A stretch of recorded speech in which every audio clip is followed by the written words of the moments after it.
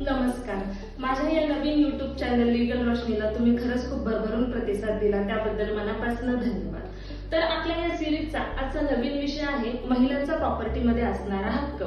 तर प्रॉपर्टीचे दोन टाईप असतात, अँसेस्ट्रल प्रॉपर्टी आणि सेल्फ एक्वायर्ड प्रॉपर्टी. अँसेस्ट्रल म्हणजे वडिलोपार्जित, सेल्फ एक्वायर्ड म्हणजे जी प्रॉपर्टी स्वतः कमवतो ती प्रॉपर्टी. तर आपण आपल्या सोयीसाठी महिलांच्या बाबतीत बघितलं तर आपण प्रॉपर्टीचे महिलांना मिळणारे 3 अधिकार बघूयात, जिकडनं महिलांना प्रॉपर्टीमध्ये अधिकार मिळतात. स्त्रीधन, वडिलांकडनं आणि हजबंडकडनं म्हणजे पतीकडनं. तर स्त्रीधन म्हणजे लग्ना अगोदर, लग्नानंतर किंवा लग्नाच्या वेळी जे जे धन, कॅश असेल, अमाऊंट असेल, वस्तू असेल किंवा जी प्रॉपर्टी असेल जी महिलाच्या नावावर केलेली असते अशी प्रॉपर्टी, ज्वेलरी असेल, या सगळ्याचा समावेश स्त्रीधन मध्ये होतो.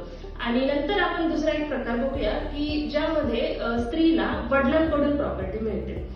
As per Hindu succession act 1956 यामध्ये महिलांना प्रॉपर्टीमध्ये आपल्या वडिलांकडनं अजिबात अधिकार मिळत नव्हता, परंतु त्यामध्ये अमेंडमेंट झाली आणि हिंदू सक्सेशन ऍक्ट 2005 यामध्ये महिलांना डायरेक्ट वडिलांच्या प्रॉपर्टीमध्ये हक्क मिळायला लागला ऍज पर सेक्शन 14.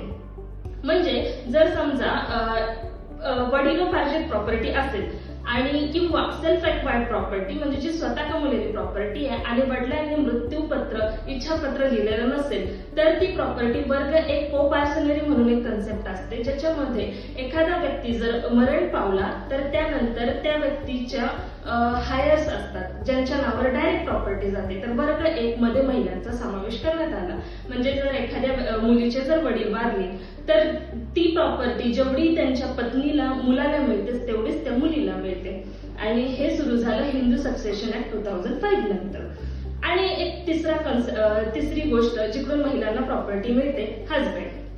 तर जोपर्यंत हजबंडच्या बाबतीमध्ये, पतीच्या बाबतीमध्ये महिलांना 2 कंडिशन्स मध्येच प्रॉपर्टी मिळते पतीकडून.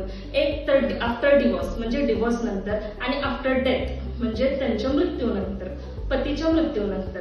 आफ्टर डिवोर्स ज्यामध्ये जर समजा पतीचा पत्नीचा घटस्फोट झाला तर त्यामध्ये मेंटेनन्स मिळतो, अॅल्युमिनी मिळते म्हणजे स्फोटकी मिळते. यामध्ये की त्या प्रॉपर्टीच्या स्वरूपामध्ये देखील पत्नीला यामध्ये हक्क मिळतो.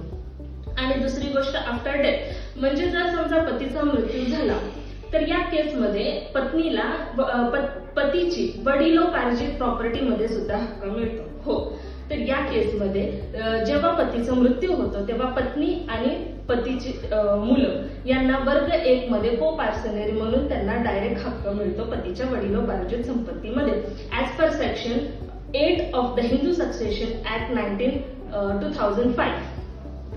यानंतर पतीची सेल्फ एक्वायर्ड प्रॉपर्टी म्हणजे जर पतीने विल केली नसेल तर त्याच्या सेल्फ एक्वायर्ड प्रॉपर्टीमध्ये पत्नीला डायरेक्ट हक्क मिळतो, पत्नीला आणि त्याच्या मुलांना.